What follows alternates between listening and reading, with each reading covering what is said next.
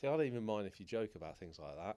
It's like Simon does like to talk. So I mean, sorry to wrap this up, Simon. But can you get back to the question? You know, I don't mind that. I'm not. Yeah. Yeah. Okay. Oh, I'm still feeling it from Saturday. I'm not going to lie to you. No, see, I'm not. No, honestly, I've not been able to shake off this sore throat No, from Saturday. All that shouting and screaming. No, I felt Crawley. I felt rough. Yeah, but nothing. Well, that's another time, isn't it? Yeah, that's another time. Anyway, cool. That's for another podcast. Hello and welcome to episode 2 of All About the Darts podcast. I'm Phil, and today I am again joined by my good friend and fellow darts enthusiast, Simon. Hi, Phil.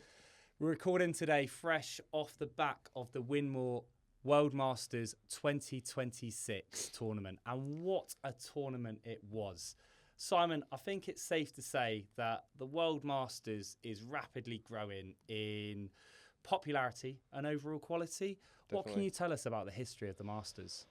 Well, the version they played last week originated way back in the 70s, where they would play set play, just like the World Championship, but rather than do best of 5 legs, best of 3 legs, which added to the jeopardy.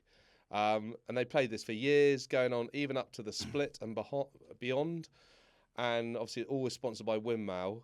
But then, obviously, the PDC wanted to bring their own version of the Masters in 2013. It was a different version. It wasn't set play or the same as the version in the BDO. But it was just basically first round. I think first round was first to 6, final first to 11, and obviously the various leg formats.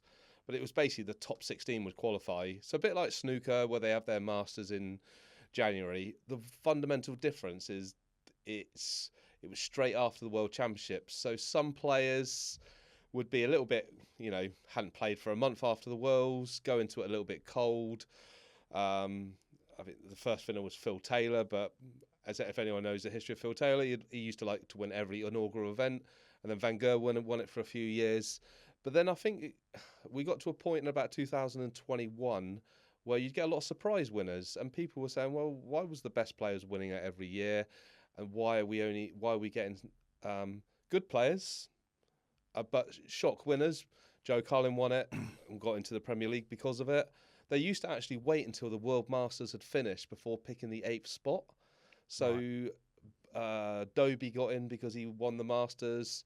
Cullen got in because he won the Masters, and then Cullen went on to nearly win the actual Premier League. So he went from being a shock winner to nearly winning purely because he won the Masters. So it was good for players who were kind of weren't in the picture in the Premier League and then announced themselves. But then they changed it to it was announced after the World Championship. So then it kind of almost it lost a bit of the format that was being played, lost its kind of appeal a little bit. So they thought, how do we mix this up? So last year they changed it to a ranking event, not an invitational event, where top 24 would automatically qualify, and then about 90 guys or so would fight out for the other 8 spaces, which is a brutal qualification of just literally floor play, players battling out for 8 spots. And because it was a ranking event, people were less kind of, it's the first time I've picked up a dart since the World Championships. They would put in a bit of practice before, knowing that every ranking point obviously goes towards their ranking. And you saw a different version last year where the winner was Humphries. The quality was high. Naturally, like in any tournament, you get shocks. This year, and I'm not just saying it because I was present and it's fresh in my mind, but it's one of the best World Masters I've ever seen. Really? The quality every match, not just, you'd get quality. It was a cracking tournament. Tournament. It just got better and better. Because, 100%. And the quality was brilliant because you get matches like Nopper beating Bunting, Humphries beating Van Veen, where although Van Veen and Bunting lost, the general quality of the whole match was brilliant. And then you get matches that were close, and they were just as good because, again, the quality never dropped. So all in all, they've gone back to the old they've gone back to the old system that they originated from, and it's worked well from going from an invitation event to a ranking event. And people say, well, what's the difference in a ranking event? Well, every time you win money for the event, it goes towards your ranking, whereas in an invitation event, if they won money, it won't go towards their ranking. Rankings eventually lead to wherever you're placed in the world. If you finish in a certain category, top 16, top 24, you automatically qualify for the big events. Yeah. So it's kind of a catalyst for everything. Yeah, no, definitely. Brutal format as well. I mean, first to two God. legs to win a set. And I mean, we've Yeah. talked about how set play is quite brutal anyway, but this one, I think that just kind of added to the jeopardy and the quality that we saw. Because, you there was some matches where, say it was first to 5, someone would be 3-1 down, you think, 3-1 down, that's a long way back. Not really. You basically win 2-1 one set, 2-1 the next set, you're back in it 3-all. So but also if you don't lose that set, like anything, if you lose a set, if you don't win a set, you lose a set. So 1 minute could be 3-all, next minute could be 4-2, and that is in the space of 3 legs. Yeah. So if you could be throwing first, and all you got to do is break the guy once, and you've won the set. Whereas in the World Championships, if you break someone, you've then still got to win another leg. You're 50% there as soon as you win, aren't you? Exactly. So, and I think it's even more brutal in the early rounds when it's first to 3, because I felt Van Gerwen. I don't know if you wanted to talk about Van Gerwen later, but I'm using him as an example. He got off to a bad start, and if you get off to a bad start, a bit like Price in the World Championships, you never recover from it. Because then all of a sudden you're playing the scoreboard, and then you get edgy. You know that every dart matters. If you go 1-0 up, you know you can afford to miss, and it's 1-1. If you go 1-0 down, if you miss, you could be 2-0 down. Earlier rounds as well, there's not much for you to. There's not much room for you to kind of get back into it, is there? So 100%. And also, I think because there was 8 qualifiers, some of these 8 qualifiers had come through this brutal format where they'd already played 4 matches within the space of a couple of days. Yeah.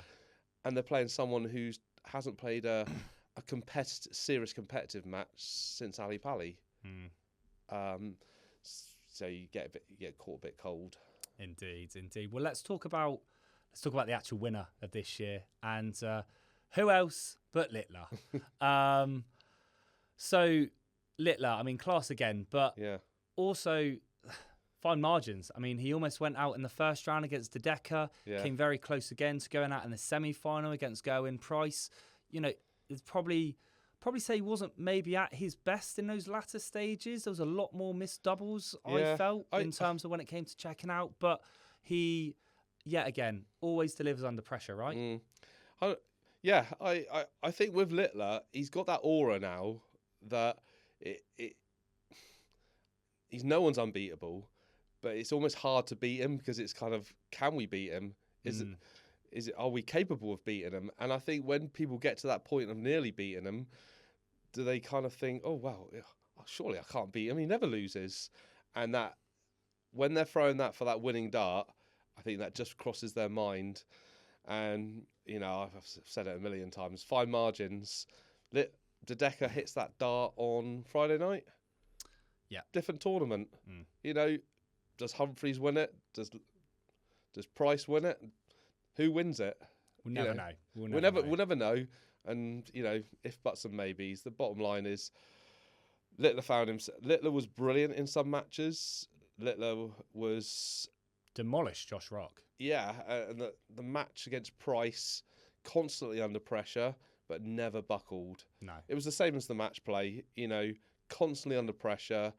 I think he had one easy match in the match play. Whatever they threw at him, he was always good enough to come back. I think it's even harder in this format because there's no margin for error. I think, if you compare it to the match play, when you're 5-0 down first to 16, it's not so much the 5-0 because it's the fact you got plenty of time. Yeah. You haven't got any time. If you go 2 or 3-0 down in this, it's not just the 3-0 you got to recover from, it's the fact the next guy's only got to win 2 legs to get to the 4th set, 5th set. Did I ever think he would lose? something told me he would never lose, because when you do start becoming unbeatable, you have that aura of not losing a game, even though the writing says that price is thrown for the match, you must win. You're always saying, I think I said to you on Friday night, expect a surge, and every single time, without doubt, Littler found himself in trouble. He hit 180, 140. Did it against Decker, did it against Price, did it against Haver, every single time. So he doesn't hide. He doesn't think, oh, I've lost. He never gives up. And he finds another gear. Yeah, and it's not, anyone can be losing and think, right, I've got to now produce. But he actually does. Yeah. How many times have you seen players like, they think, right, they have to do it in this leg? Well, you don't always get what you have to do. For some reason, he has to get it, and he does do it. Yeah, he rode his luck. He hit 180, 140 against the throw, but because Price threw well as well, he found himself at the double first. And I saw Price when he was on double top, and usually he goes straight for it. Yeah. And he paused. I can't remember whether Dedeker paused. I think he just went treble 20, and missed. Price paused, and you could see the hesitation. Yeah, and you could see the anguish in his thinking. It wasn't anguish that he missed. It was anguish as this is my only chance. And lo and behold, Littler went out. No, as he does. I think double 10. I think he needs to be investigated. I think his darts have got a magnet to the double 10, because I don't think he ever misses when he needs to. Yes, he misses. Well, that's the thing that he never misses when he there absolutely was so many needs opportunities to maybe kill the games off in the latter stages. Yeah. And I felt like that double 10 wasn't a sure thing for him. But you're absolutely right. When it comes down to it, and it comes down to that match start opportunity, he delivers, doesn't he? And Humphries. So I want to ask you something. Humphries, a very, very big call. After that final, he turned around and actually said that he thinks Luke Littler is the best player ever, in terms of how he just doesn't seem to cave under any pressure you put him under. So what's your thoughts on that? Well, I'm old school, as you know. The hair gives it away. But I don't like this word. I don't like the word GOAT and legend being bandied about for everything and anything that's good for 5 minutes. It's easy to get carried away with Littler, because let's face it, he's been doing it for 2 years, and he'll probably do it for another 10 years. But I think the reason Humphries says it is because he's on the end of it, and you're in that moment of feeling, I've lost again. 2, he's good mates with him, plays with him in the World Cup. 3, he's dominant right now, to the point he's won every tournament, every major TV singles title the last year, apart from the European Championships. I won't include the Premier League, because obviously the Premier League's an invitational event, but it's still an event that he doesn't currently hold. So you could use that as well. But he holds every tournament other than the Premier League and the European Cup. So that he's got that dominance. But he's also shows traits of what Van Gerwen did, what Phil Taylor did. And that is why it's easy to say he's the best ever. I still think, to say ever, it's a conversation to be had in 20 years' time, and say, right, who's the best out of Phil Taylor, Michael Van Gerwen, or Luke Littler? If he's reproduced this for the next 20 years, and I don't mean wins every year, because it's impossible, but if he does what Phil Taylor and Michael Van Gerwen did for 2 decades, 1 decade, then you could say, best ever. He's definitely on his way to being the best ever. But it's a big call I don't disagree with, but I still think he's on that path. Yeah, for sure. For sure. Well, it'll be interesting to see, how it unfolds for Littler over the next few years as we're going to find ourselves having many, many more conversations like this, I'm sure. So, okay, let's think about I think we can probably unanimously agree on what the best moment of the Masters was for us. 100%. That 9 data. I mean, brilliant. The fact that we was there as well for it just adds to that occasion. But we'll talk more about that in a second. Let's now think about, we've got the best moment. What was the best match for you? I think for me, it's a toss-up between that semi-final between Littler and Price, but also the final was a classic. I mean, if over the whole tournament, Littler De Decker was exciting because obviously De Decker took every single leg was you felt like both players could win. I wouldn't say Littler played badly, but De Decker played well, and they kind of met each other. And it was only really the final leg. So we had 4 very close legs. It was only the final leg where Littler pulled away. That was a good match, but because it was only over 5 sets, it was very much done in 10, 15 minutes. Price, the semi-final was toe-to-toe. I think Littler went 1-0, 1-1, 2-1. It was something all the way to 4-all. It was close. Don't think anyone ever really ran away with it. Price obviously through for the match. Littler broke back. Then I think Price had a stinker of a final leg, which you don't want to do on Littler's darts because Littler literally almost... But still, he still had to hit the doubles. Yeah. Because Price was capable of going 180 and putting pressure on him. Great match. Went all the way to 5-4. Final was exceptional because you got the best 2 players of the tournament. Best 2 averages. One's hit a 9 darter. One threatens to hit a 9 darter every time he goes to the board. So, and then it finished 6-5, final leg. That is how you script. Yeah. I mean, I think that's what everyone wanted Van Veen Littler to do in the World Championship. And a lot of people saying it was a bad final. It wasn't a bad final. Littler just was too good.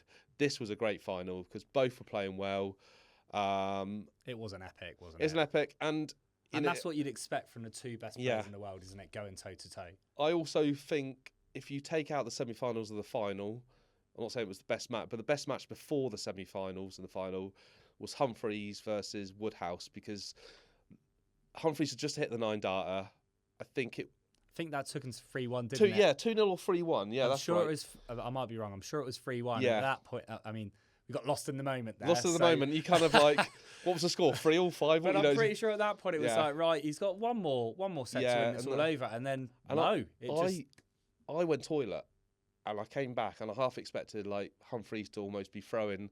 And I came back and it was 3-2 and Humphries just lost that leg. And I thought, oh, we've got a match here. And Woodhouse is a really good player and he must feel like poor man's Luke because, you know, he's the number 3 Luke.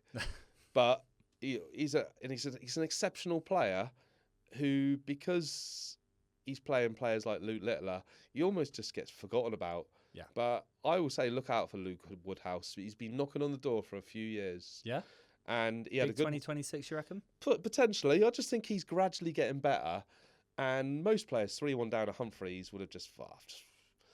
But he didn't. He kept at him. And with this format, it is easy to keep at. Because psychologically, you think, I've only got to win 4 legs and it's 3-all. Then it went to a final leg. And I think, if I remember rightly, Humphries was left on 24 and Woodhouse was on a 3 darter. And he hit the first treble 20. If he'd hit the second treble 20, he would have thrown a dart for the match.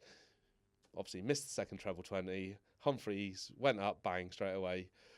And I think it's one of the few times he's hit a 9 dart and hasn't lost the match, which has got to be a bit soul destroying when you've had the high of hitting a 9 darter and then, oh, I'm out. Yeah, so it's a bit of a bittersweet. You go home thinking I'd rather have just won the match. Yeah.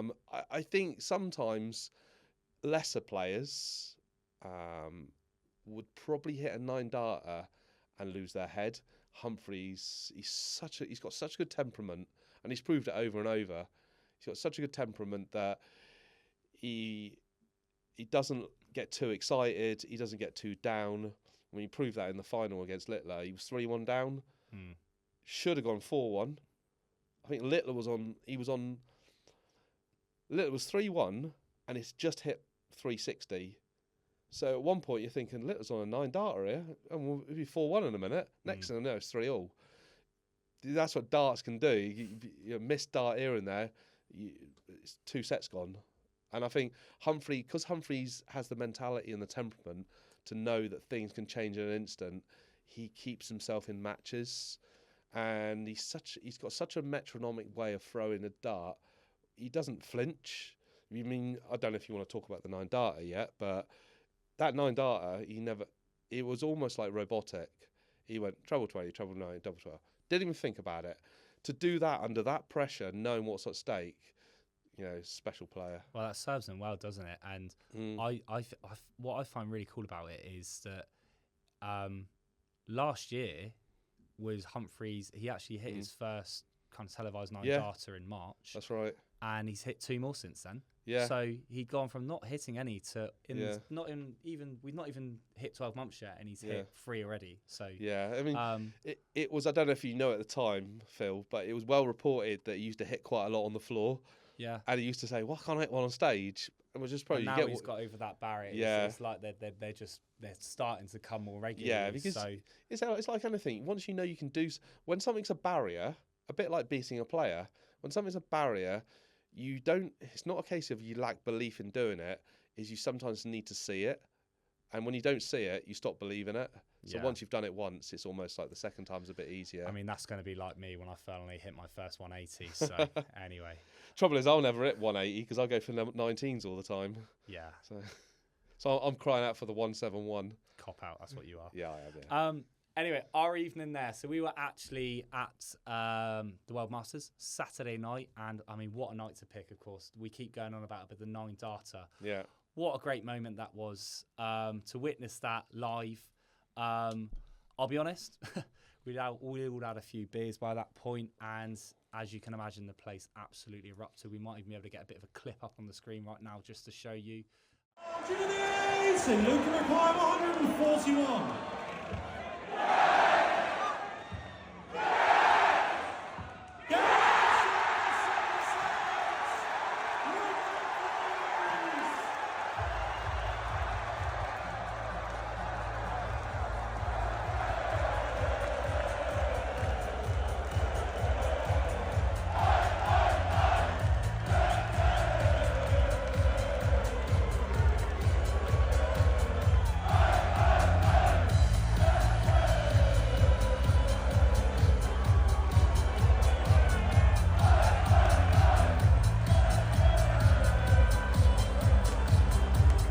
What a great experience! What a great atmosphere! Yeah. I'll admit, bit of a blur for me. I think I kind of remember it happening. I remember, obviously, we went with a couple of other guys, didn't we? Harry and Ryan. Yeah. Great laugh with them. And I just remember the night that happening and all the chaos going on. And then I kind of look around. The table's gone over, by the way. Yeah. All of our little 180 cards are just soaked in beer. Yeah. Just hoping to bring one back and have it. And you spent about half an hour writing yours, I think. I did, yeah, I did. And that was ruined. Yeah. And so I looked over and I saw Harry, and he's just going absolutely mental as well. And then next thing you know, he must have half a jug of Guinness left. Doesn't even like Guinness, by the way. And he just kind of looks at it, grabs it, and then just being lost in the moment, he just tips it all over him. And I'll never forget it, just the way that he just paused and looked at it. It just went straight over his Harry was gone. Nice white T-shirt, turned Guinness black for the rest of the evening. I've never known a guy that's not bothered about losing his phone until he's lost it. Oh, but yeah, absolutely cracking moment. And that just epitomises, like I said, the madness that happened following that 9 darter. But what a great memory to have. Yeah. Also, I managed to bump into, I know you guys think we're in the toilet some of the time, but I managed to actually bump into Fallon Sherrick. That was quite a cool moment as well. So, yeah, amazing that she allowed me to have a bit of a selfie of her. So that was quite cool.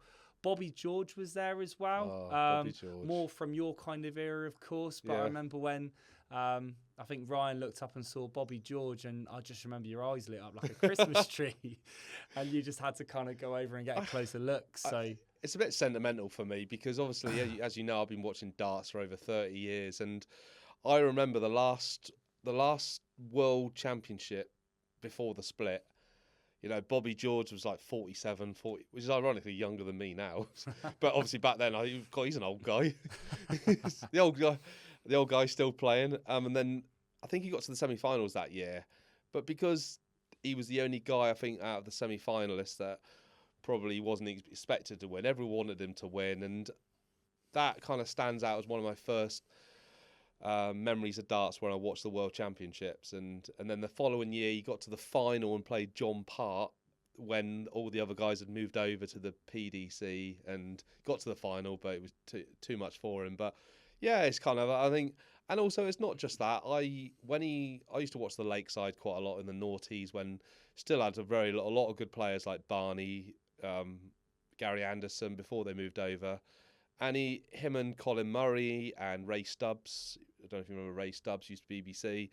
And they used to do the Lakeside punditry and commentary. And again, it was just like me and you were now. They'd talk about darts, but they'd have a laugh and add a bit of humour into it. And he was very much the, Mr. Bling of darts. I think he had more chains around his neck than Mr. T.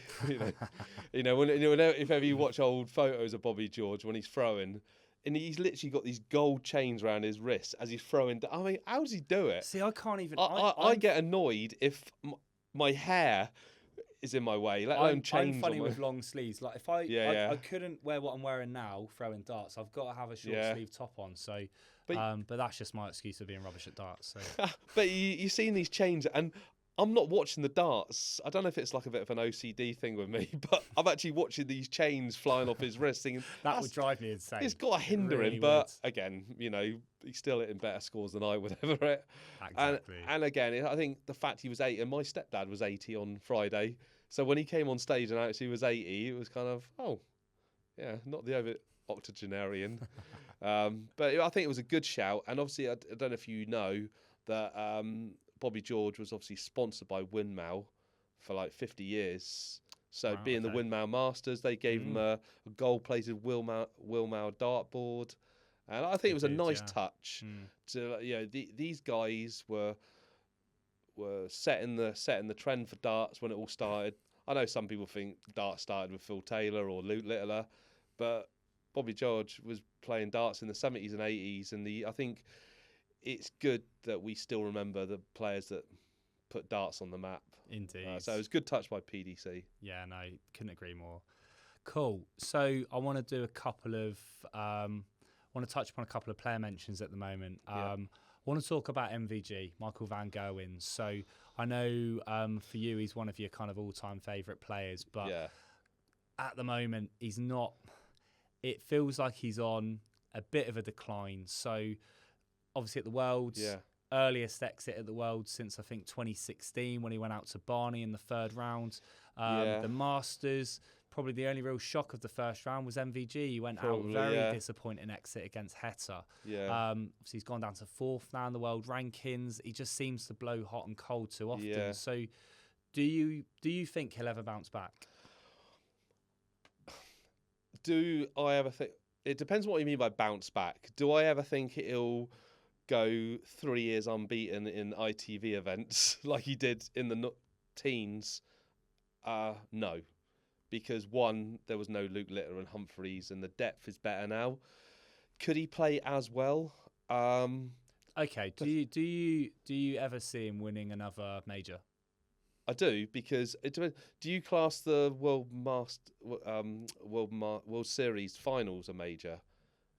Which he did win. Which he did win, and he beat Littler in the final. So I know we had this conversation a couple of weeks. We had the Bahrain and Saudi Masters in between, but there were short formats, and Van Gerwen's exceptional.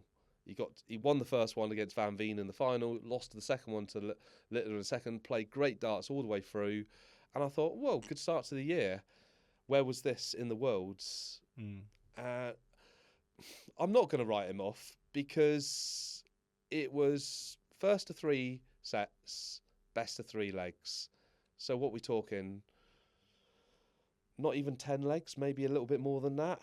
I'm not going to judge him over that. If he was going out in the World Match Play first round 10-2, if he was going out in the World Grand Prix first round 3-0, if he was going out in the Grand Slam group stages, going out, I would say, yeah, I'm not sure, but I still believe in him. I'm not saying he'll be number one. I think that boat sailed. I'm not saying he can't win another world title, but I think the stars would have to align, because he was failing to win some of the world titles in his pomp. Yeah. I've seen it in other sports, though. People writing Federer off too old. People writing Tiger Woods off, too old. And these special players always deliver a moment when you least expect it. Yeah. Can he win a major this year? 100%. Easily. Can he win the Premier League? Why not? Premier League is an event where you just need to be consistent for, you might correct me on this, 16 weeks maybe? 17 weeks. 17 weeks. 17. The 17th You could is finals be night. All you got to do is be the 5th worst player. I'm trying to put a negative stance on this and show you can still. You just got to be the 5th worst player. Don't have to be the 4th best player, the 5th worst. Does that make sense? Right, so you could. So what I mean is like the top 3 can surge away. You just got to make sure you're in the top 4. Once you're in the top 4, there's no advantage. You could finish on 38 points in 1st and 19 points in 4th. But you qualify. Then it's 1st to 8 in the semi-finals. On a good day, he can beat Littler 1st to 8. He's done it. And then in the final, we could play Humphries and just do the same. So I think the best chance of him winning a tournament is probably the Premier League. Yeah. Because he's done it 7 or 8 times before. It's a format that owes to just not being consistent. I think now you've got Littler, Humphries, Van Veen, not to mention the rest. He would have to play extremely well all during the tournament. I'm not saying he's not capable, but at the moment I think he just needs to find a bit of confidence, find a bit of form, like he did in Bahrain and Saudi. Maybe a good run in the Premier League will build his confidence up. We've got the UK Open in between. That you could end up winning the UK Open, not beating any decent players, because it is one of those tournaments where, because it's an open draw, you could get Littler and Humphries drawing at each other. There you go, one of them gone. Then you get the winner of that fade of Van Veen, another one have gone. So sometimes a lucky draw wins your tournament. Sometimes amazing play wins your tournament. But going back to that World Series of darts, he won every match 6-5, 6-5. Beat Littler in the final. Beat Littler in the final. So he proved he's still got the bottle under pressure to do it. Is that the last final Littler actually played in and lost as well? Yeah, because he went out in the European Championship earlier than Wade. the final, but the last final Littler actually featured and he didn't win. Yeah, would have been the World Series. Yeah. Yeah. So basically, again, I know, watch this space. MVG is not done yet. Maybe I'm being a bit rose tinted because I'm a fan of his, but I'm not deluded. I think he's still a great player in there. Yeah. He just needs the stars to align, and what a depth of darts to have Littler, Humphries, Van Veen, Gerwen, Price, MVG, Exactly. all playing at their best. It's that whole form is temporary, class is permanent. He's certainly got the class. So, yeah, hopefully this is just a bit of a bad patch of form and we will see him, absolutely not back to his kind of... No, I think those days are gone because he was the very, very best back then. Yeah. Cool. Moves me on to Luke Humphries. So I think there was potentially a few question marks on Luke Humphries going into the Masters. He'd been disappointing, hasn't really won anything in recent months. And then, again, he was... Nor was anyone else, to be fair. Well, no, so, not really. He would be alone there. No, exactly. But I think... there was certainly like in the Bahrain event, the Saudi Arabia, in the World Championships, the Players Championships as well. It just felt like potentially he was going a little bit downhill. However, he's coming to the Masters, absolutely sensational across the tournament. He hit that 9-darter. Just couldn't edge Littler. So, I guess my question is, Simon, what does Humphries have to do to beat Littler, who just looks unstoppable right now? Because we've said it, the only person we feel that can beat Littler at those stages is Humphries right now. Without repeating myself, it's fine margins. It really is, because I think the biggest question, I don't think he has to do much different, because he's playing so well, his averages speak for himself. If Littler doesn't exist, we're talking probably one of the greatest players. We'd be talking about him as the greatest ever. Do you know what I mean? Probably not. But I think the biggest obstacle Humphries got over this tournament was finally beating Van Veen, Lost he five, lost six five on in a the row, bounce, and they before they that. were all in big events. He lost in the match play. Yeah. First round, second. Yeah, it was first round match play. What a tough draw that is. Then he got to the final of the Grand Slam, final of the Grand Prix. So he's still playing well. Yeah. And it's not like, you talk about Michael van Gerwen. He didn't reach any of these finals. He didn't even reach any of the semis. Whereas Humphries, he went out in the first round to Van Veen. He's got to the final of the Grand Prix, lost to Littler. Final of Grand Slam, lost to Littler. Lost to Van Veen in the Players. Lost to Van Veen in the Worlds. So it's only 2 players that beaten him. So I wouldn't call a player number 2 in the world declining because he's regularly lost to number 1 and 3. It's a bit like saying Nadal's on the decline because he keeps losing to Federer and Djokovic. Do you see it in their heyday? So I just feel like he just needs to keep doing what he's doing, because one day Littler will go out to De Decker. One day Littler will go out to Price, and that's where Humphries will step in and do what James Wade used to do quite a lot. He didn't necessarily beat Taylor, but he'd wait for someone else to beat Taylor and then go and win the tournament. Humphries has proved he's not scared of winning the tournament. And we talk about Littler ticking all these things, or ticking all the tournaments off.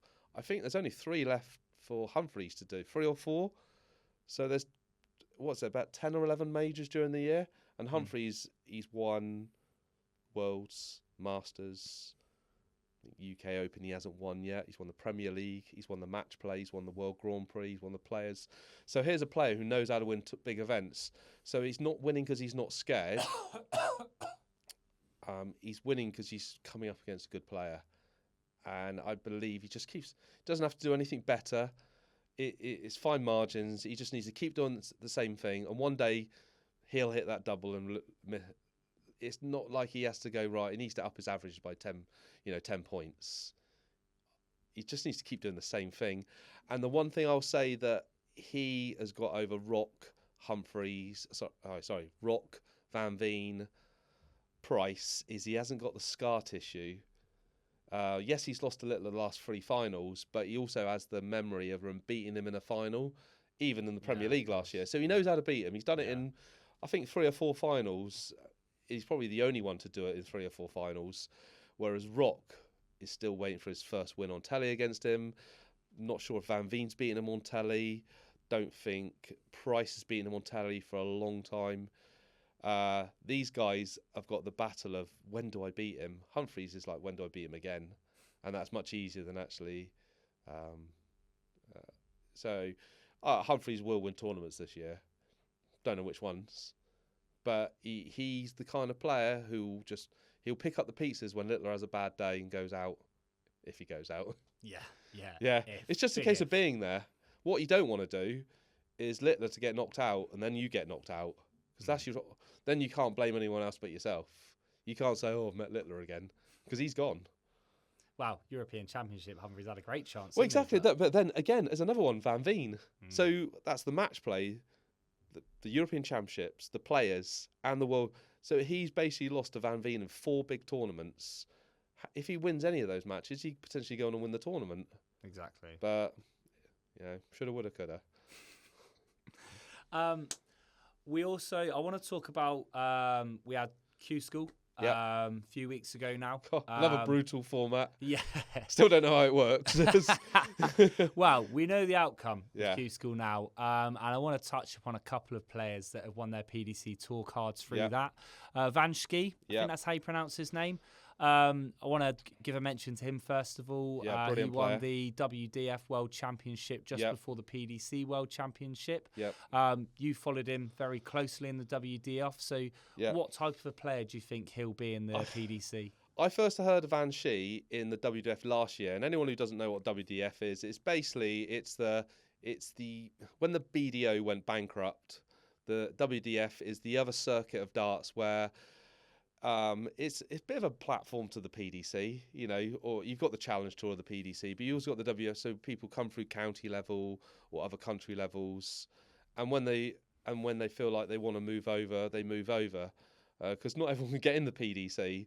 So it's obviously it's not the same standard, but it's a good standard.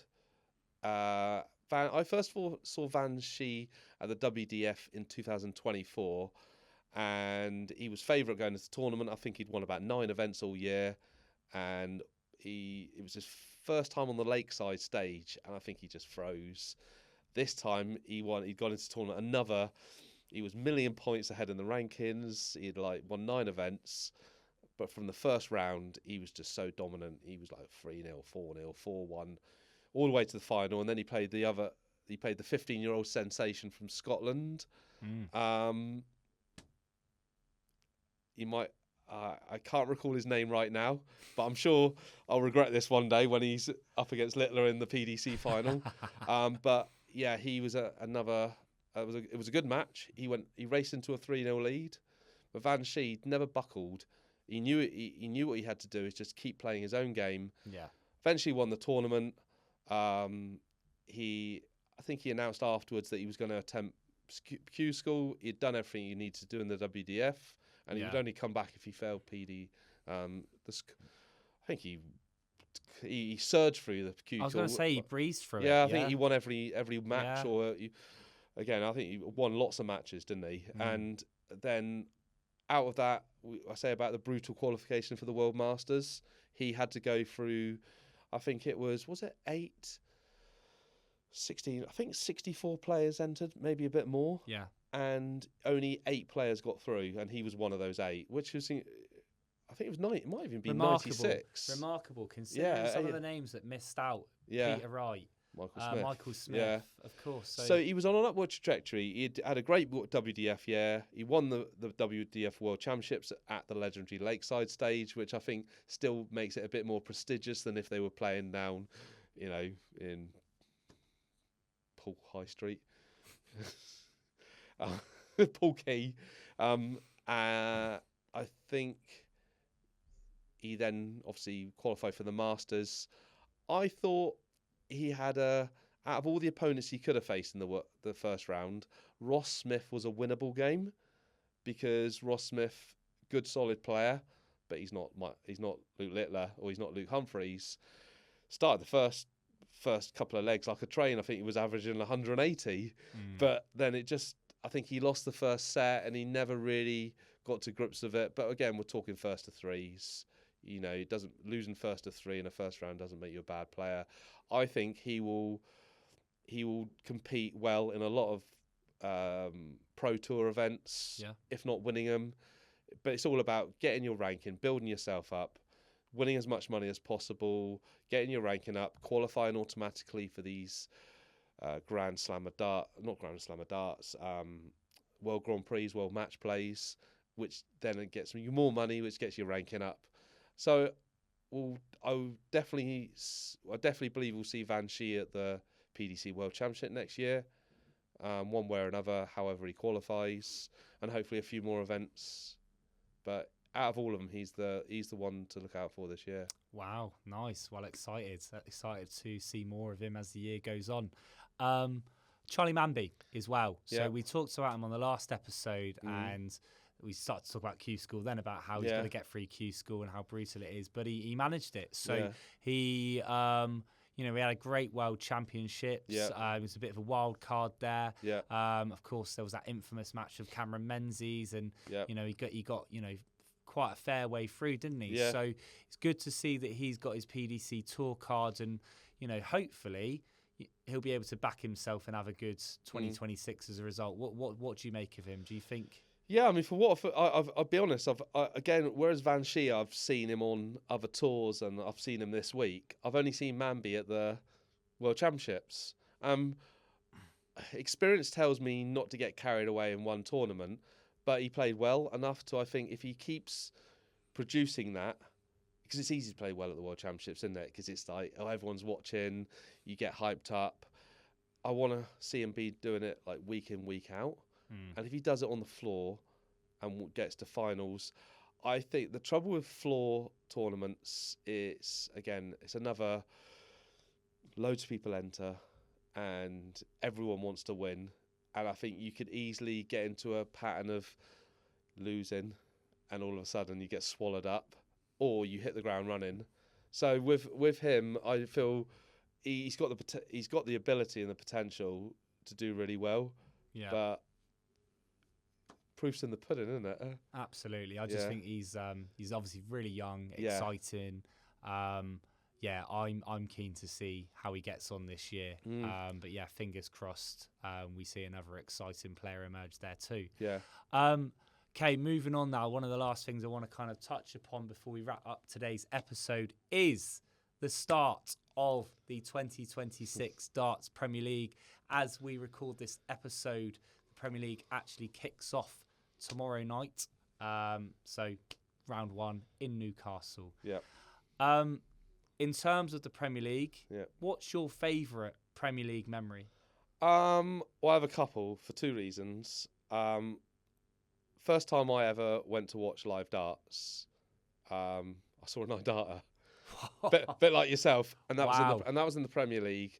Raymond van Barneveld played at the Bic, not the greatest venue for darts. Back when they had Premier League at the Bic. Yeah, I think they obviously don't have it anymore. No. But it was only the second year of the Premier League. I didn't get tickets for the first year. Managed to get tickets for the second year. This is where they used to play first to 8, but it could end up in a 7-all draw, and you get a point. Bit like no different to Premier League football. Yeah. If you draw, you get a point. You win. Obviously, in this, you get 2 points. Barney had just moved over from BDO, wasn't it? BDO. Yeah. He'd been in the final and lost to Yali Klassen 2 months earlier. Said he'd done everything he had to do in the BDO, wanted to move over and win the PDC, which he did a year later, beat Phil Taylor in the final. But this was his first, and it was unprecedented because Premier League was in its infancy, so you felt like these days someone wouldn't move over from another side and automatically go into it. Barney was like the legend of the BDO and he'd won 4 BDO world titles before winning the 5th PDC. And I think it was impossible not to leave him out because I think it was one of the sways to getting him to come over. It was like, come to the PDC and we'll put you straight in the Premier League. Don't know if that was the conversation, but I feel like that would have swung it. And it was funny because I was in Bournemouth that day. I was in the gardens, and I was walking through the gardens, and just walked past me was Barneveld and his manager. Oh wow! Yeah, and then later on we went to the. I'd only ever seen 2 live 9-darters on telly. So back then, I mean, live 9-darters weren't. I think weren't as obviously prominent as there'd they been are a couple now. in the 80s which weren't live. Taylor obviously did about 2 or 3 at the UK Open and the match play, and he was the only one that had done them. So to actually go to an event, I was just looking forward to going to darts, watching the Premier League, seeing a 9-darter. Didn't have any tables fly over me because we were in chairs. But yeah, and my second one was obviously Phil Taylor hitting 2 9-darters in one match. Never been done before. And what was quite... I feel sorry for James Wade because he lost the match 10-8. And James Wade said afterwards, well, he needed 2 9-darters to beat me, which was typical Wade, you know, trying to add a bit of humour and, you know, to what must have been quite horrible feeling to lose 10-8 in a Premier League final. A lot of 9-darters seem to happen against James Wade when yeah, you look back over the years. Yeah. It's a bit of a running joke, isn't there? Yeah. And like when you look at clips on social media, it's always against Wade. So poor bloke. That was pretty special. I know Price has done 2 in a night since, but Taylor actually did 2. I was going to say that ranks up there for me. Yeah. I was a little bit young to kind of remember the Phil Taylor one, but that Price twice in one night. Yeah, was... because he did it. Didn't he do it in like separate matches? Didn't he? I Yes, think yeah. so. But still, yeah, it's not something to sniff at. No. You took your 2 matches to do it. 9 darts are great. Amazing. Well, I guess last question then around the Premier League is, what are your predictions for, I guess, first of all, the winner and your top 4? I'm going to kick things off. So probably a little bit boring this one, but I'm going to go, the obvious winner I think is going to be Luke Littler. I think considering Humphries is the holder, I think Littler's going to be hungry to want to take that crown back, isn't definitely. he? So I'm going to go for Luke Littler, but I think for the rest of the top 4, I think it's pretty safe to say Littler and Humphries are going to be up there. Yeah. For the next 2, I think I'm going to go for Gerwen Price as my number 3. I think times in 2025, I feel like he felt like the third best player in the world at times. He fell short mostly to the Lukes. Obviously, he was at match start away from knocking Littler out in the Masters just so recently. Yeah. And I guess disappointing worlds that he had aside. Yeah.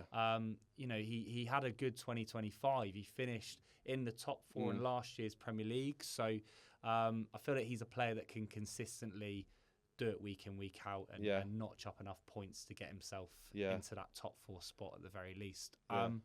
I guess my 4th pick, and probably a little bit of a bold one considering who else we've got available, but I'm going to go for Josh Rock. Yeah.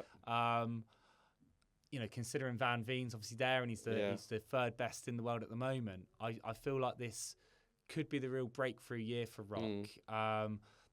You said it on the last episode. He's met Littler one too many times recently, Josh Rock. He's a little bit scarred from that. Beaten up a little bit. Yeah. Exactly. So he's been a bit unlucky there from a tournament point of view. But I do feel like the shorter format of the Premier League may suit Rock better. Maybe, He seems to do a lot better in those kind of earlier rounds of tournaments. So that's why I think that the Premier League might be more suited to him. And just that experience of playing week in, week out with the top players, that should... If there is anything there, there's a bit of a mental barrier that's kind of putting added pressure on him when he gets to those situations. I feel like that might kind of help him to take his game to the next level and hopefully push on, like I said, so win a few nights in the Premier League and get himself into that top 4. It could go one way or another, because obviously with confidence breeds confidence. You take a couple of pastings and you're on 0 points after 2 weeks and you're like, oh my God, who have I got third week? Quarterfinal. Oh, Littler. Do you know what I mean? So I think sometimes you just need to get off to a flyer. If we were sat here now saying who's going to win the World Championships, I would be confident of saying Luke Littler. With the Premier League, I'm still going to say Littler because I feel like he's on a crest of a wave at the moment, and it takes something good to beat him. But all you got to do is finish in the top 4. So that's the semi-final sorted. I think if there's 2 players that are definitely going to finish in the top 4, it's Littler and Humphries. Yeah. Then all you got to do is win 2 matches. So it's not like you got to win 5 rounds. You've just got to finish in the top 4 over 16, 17 weeks, but then the semi-finals are first to 8. I think the finals might be first to 8 or first to 11. I can't remember. They change it. They seem to change it year on year. But he's not unbeatable over that format. Price nearly beat him in the semi-finals last year. So I wouldn't say 100% Littler's going to win. If he's playing well over the next couple of months and maybe wins the UK Open, I feel like he's still on that crest of a wave. The other 2, I'm sorry to sound boring, but I will always go with consistency in the Premier League. And if they keep playing the weller they've been playing, forget Price's performance of the Worlds. Overall, Price and Van Veen are being the most consistent players. Yeah. Bunting, I don't think he's at the level.